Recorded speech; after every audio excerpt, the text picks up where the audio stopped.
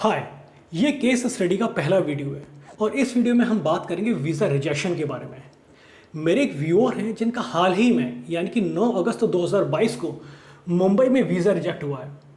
उनके हाथ में 214B रिजेक्शन नाम की एक स्लिप पकड़ा दी गई है। अब उनका वीज़ा रिजेक्ट क्यों हुआ, उसके पीछे क्या कारण थे, ये सब हम इस वीडियो में समझेंगे। पूरी केस स्टडी 5 स्टेप्स में होकर गुजरेगी।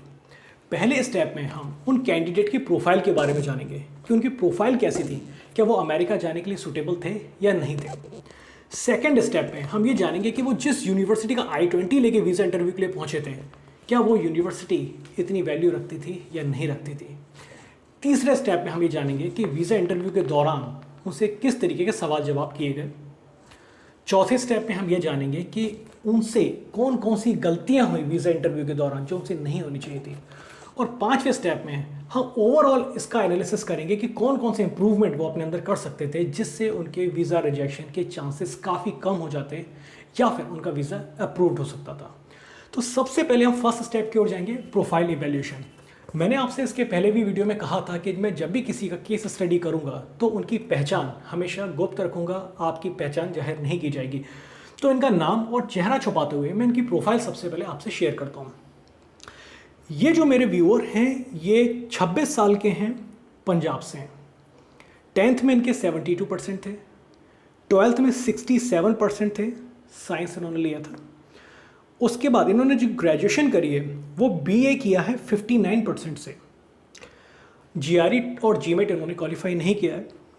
IELTS क्वालिफाई किया तो इनका स्कोर जो था वो 6.0 का था। ठीक है, अब बात करते हैं वर्क एक्सपीरियंस की।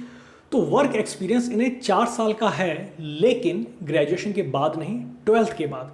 12th के बाद इन्होंने 2015 से लेकर 2018 तक कहीं काम किया है, अकाउंट्स डिपार्टमेंट में। इन्होंने मुझे ज़्यादा क्लियर नहीं बताया।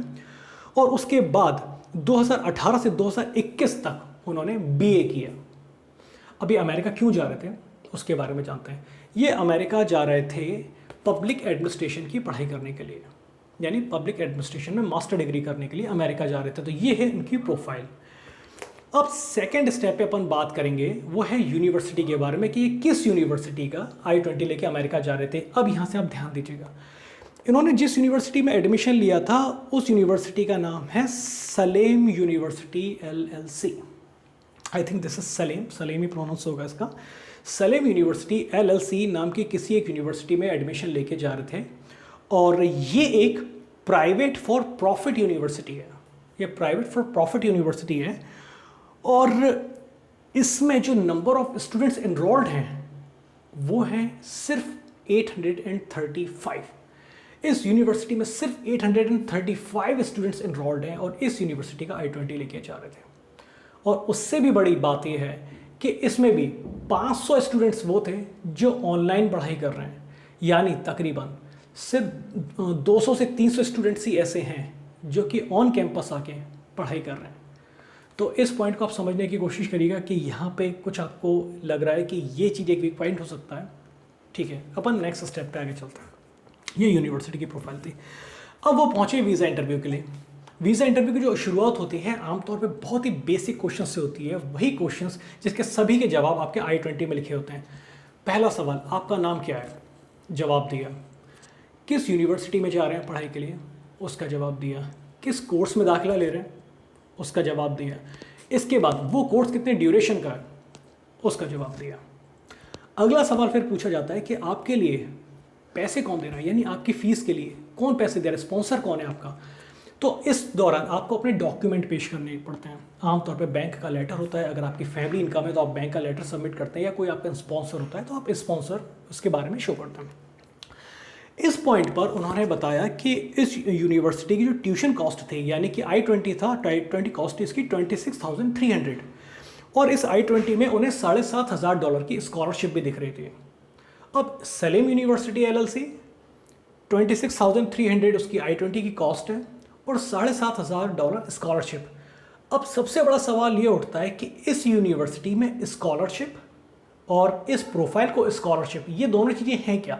$7,500 की स्कॉलरशिप जो इन्हें इस प्रोफाइल पे दी जा रही, क्या वो स्कॉलरशिप है या वो डिस्काउंट है? दोनों चीज़ें क्या होती हैं ये अब मैं अपने आगे आने वाली वीडियोस में समझाऊंगा कि इन दोनों चीज़ों में क्या फ़र्क होता है। अब अपन बात करते हैं कि इस दौरान उनसे जब ये सवाल पूछे गए तो ऐसी कौन सी चीज़ें आई जो उनके लिए प्रॉब्लम क्रिएट कर गई। सबसे पहला, जैसे ही उनके वहाँ पे पहुँचे और वीज़ा ऑफिसर ने यूनिवर्सिटी के बारे में देखा, सलेम यूनिवर्सिटी, वो समझ गए कि ये एक ऐसी यूनिवर्सिटी है जहाँ पे पूरी यूनिवर्सिटी में 200 से 300 स्टूडेंट्स ही हैं जो ऑन कैंपस आके पढ़ाई करते हैं। ठीक है, अब इसके बाद सवाल जवाब आगे बढ़ने शुरू हुए। जब सवाल जवाब आगे बढ़ने शुरू हुए तब मालूम चला कि ये जो कैंडिडेट हैं इनकी सिस्टर अमेरिका में रहती हैं और उन्होंने अमेरिका में शादी करी थी और अब वो वहाँ की यूएस सिटीज़न है। अब वहाँ की नागरिकता ले चुकी हैं वो।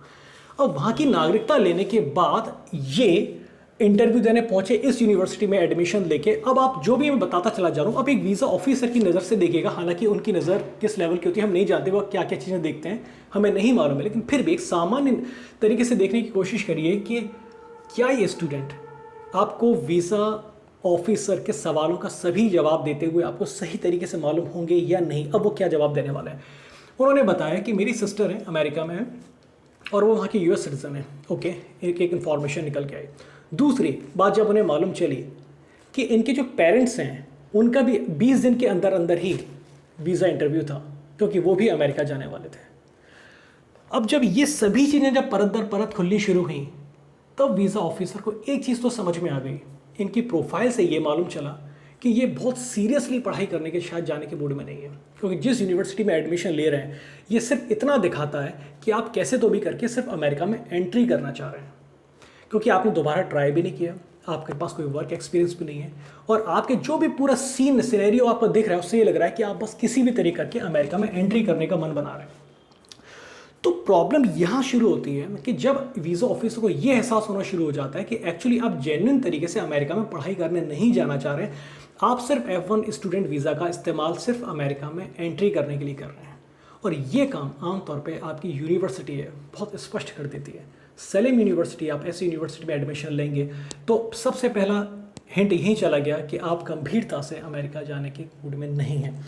दूसरा, जब मालूम चला कि आपकी फैमिली का एक बहुत क्लोज मेंबर अमेरिका में यूएस सिटीजनशिप लेके बैठा हुआ है, तो डेफिनेटली ये एक अनदर डाउट हो सकता है कि ये वहाँ जाएंगे और उसके बाद पढ़ाई अपनी कंप्लीट भी करेंगे या नहीं करेंगे। अगर करते भी हैं तो क्या ये वाकई में सिर्फ अमेरिका पढ़ाई करने चाह रहे हैं या बस वहाँ किसी भी तरह रुकने जाएंगे और उसके बाद सेटल होने की कोशिश करेंगे। दूसरा, उनके पेरेंट्स का भी वीज़ा इंटरव्यू के लिए डेट लगी हुई है। तो जब मैंने उनसे पूरी इस तरीके की बातचीत करी तो मुझे इतना महसूस ज़रूर हुआ कि इस तरीके का केस ये अकेला नहीं है। इस तरीके के कई केसेस हैं जो अमेरिका में लोग सिर्फ एंट्री करने के लिए किसी भी तरीके से स्ट्रैटेजी बना रहे हैं और उन्हें ये लग रहा है कि बस हम अमेरिका में एंट्री करके चले जाएं। और ये बहुत से रीज़न होते हैं जिसकी वजह से आमतौर पे लोगों के वीज़ा भी रिजेक्ट होते हैं। इनका भी वीज़ा इसीलिए रिजेक्ट हुआ। और जब फर्स्ट टाइम वीज़ा रिजेक्ट हो जाता है तो हमेशा एक वीज़ा ऑफिसर अपने कंप्यूटर में एक नोट जरूर डालता है कि इन्होंने इस पर्सन का वीज़ा रिजेक्ट किया था तो उसके पीछे वजह क्या थी। तो जब भी आप नेक्स्ट टाइम वीज़ा इंटरव्यू देने जाएंगे तो जब नेक्स्ट टाइम जो वीज़ा ऑफिसर ओपन करेगा आपकी फ़ाइल तो वो नोट उसे दिखाई देगा कि आप लास्ट टाइम आप रिजेक्ट क्यों हुए थे। 214 भी रिजेक्शन, तो ये स्लिप तो सिर्फ आपके हाथ में होती है, उनके पास पूरी डिटेल होती है कि लास्ट टाइम जिस वीज़ा ऑफिसर ने आपको रिजेक्ट किया था उसके पीछे वजह क्या थी। ये वो लोग जानते हैं, अपन नहीं जानते। तो अब हम एक बात करते हैं इस बारे में कि ऐसा क्या किया जा सकता था जिसकी वजह से उनका वीज़ा रिजेक्ट नहीं होता। मैंने अपने वीज़ा इंटरव्यू वाले बात में भी इंटरव्यू में भी जो वीडियो बनाया था उसमें भी यही बात करी थी कि सबसे पहले आप बहुत जेन्युइन रहिए। आप ट्रिकी मत बनिए, आप स्ट्रेटजी का इस्तेमाल मत करिए। वीज़ा ऑफिसर से ज़्यादा स्मार्ट बनने की कोशिश तो आप कभी मत करिए, ये सबसे बड़ी गलती होती है। आपकी प्रोफाइल जो है और आपका जो भी ये तौर तरीका है अप्लाई करने का, ये आपका इंटेंशन बता देता है। तो ये गलती करना सबसे ज़्यादा भारी पड़ जाता है, क्योंकि अब वो इस बात को लेकर के परेशान हैं कि अब उनका नेक्स्ट टाइम जो वीज़ा इंटरव्यू होगा उसमें वो एक्सेप्ट किए जाएंगे या रिजेक्ट किए जाएंगे।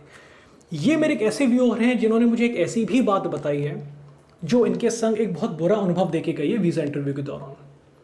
वो मैं शायद आज आपसे शेयर नहीं कर पाऊँगा, लेकिन फिर भी मैं ये कहना चाहूँगा कि आप जब भी अमेरिका जाने का मन बनाइए तो हमेशा से मैं कहता चला आ रहा हूँ कि एग्ज़ाम दोनों क्वालिफाई करिए। जब तक आपके पास समय है तब तक आप बिल्कुल इस चीज़ का प्रयास कर सकते हैं, समय निकल जाने के बाद और फिर आप कहें कि काश ये बात मुझे पहले मालूम होती, तो वो सिर्फ एक रिग्रेट में कन्वर्ट होती है। जैसे कि आज ये इन्हें फील हो रही है, इनका वीज़ा रिजेक्ट हो चुका है और रिजेक्ट होने के बाद अब उनके मन में डाउट है कि नेक्स्ट टाइम इनके साथ क्या होगा। इनके पेरेंट्स का भी वीज़ा इंटरव्यू था, उनका इंटरव्यू कैसा रहा इसकी मुझे कोई जानकारी नहीं है, लेकिन अब ये अमेरिका नहीं जा सकते। तो ध्यान रखिए स्टेप बाय स्टेप कि सबसे पहले आपकी प्रोफाइल बहुत जेन्युइन होनी चाहिए। आप जिस इरादे से अमेरिका जाना चाहते हैं वो बिल्कुल साफ और स्पष्ट होना चाहिए। आप ट्रिकी मत रहिए, आप स्ट्रेटजी का इस्तेमाल मत करिए। वीज़ा ऑफिसर को आप अनुभवहीन मत समझिए। मैं अपने पहले वीडियो में भी बता चुका हूँ, जब मैंने वीज़ा इंटरव्यू पे वीडियो बनाया था, कि वो बहुत अनुभवी लोग होते हैं, बहुत स्मार्ट लोग होते हैं।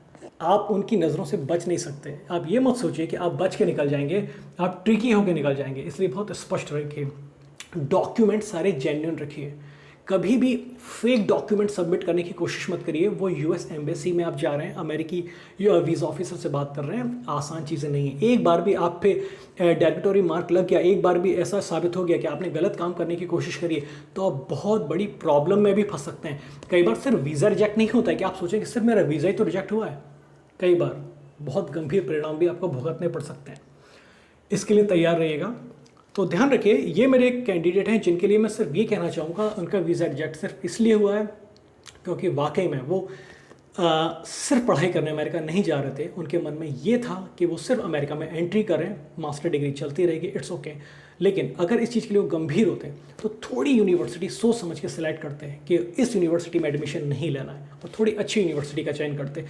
अपनी प्रोफाइल को और स्ट्रॉन्ग बनाने की कोशिश करते हैं कि मैं एक एटलीस्ट ऐसी प्रोफाइल लेकर जाऊँ जिसके वजह से मुझे रिजेक्ट ना होना पड़े। और दूसरा, पूरी स्ट्रैटेजी दिख रही है कि पहले आपकी फैमिली का एक मेंबर गया, फिर दूसरा मेंबर F1 वीज़ा के थ्रू जाना चाह रहा है, और तीसरे मेंबर्स जो हैं वो फैमिली के जो लोगों को आने की परमिशन होती है। जैसे अगर आप हैं तो आप अपने पेरेंट्स को इनवाइट कर सकते हैं डेफिनेटली, तो उसका इस्तेमाल कर रहे हैं। इन सब चीज़ों से बचिए और जितना जेन्युइन तरीके से हो अमेरिका जाने की कोशिश करिए। ये इस वीडियो का खास सार है, इसका सार समझ लीजिए। तो ये केस स्टडी का पहला वीडियो था जिसके बारे में मैं पिछले कई दिन से सोच रहा था कि मुझे किस तरीके से बनाना चाहिए। तो मुझे लगा कि ये चीज़ काफ़ी बेसिक सी चीज़ें मुझे लगी कि मुझे स्पष्ट दिखने लगा, मुझे ही स्पष्ट दिखने लगा कि क्या कारण है उनके वीज़ा रिजेक्ट होने के। तो कोशिश करिए सब गलतियाँ नहीं करें। फ़िलहाल के लिए ये पहला वीडियो था, तो चलिए मिलते हैं केस स्टडी के दूसरे वीडियो में।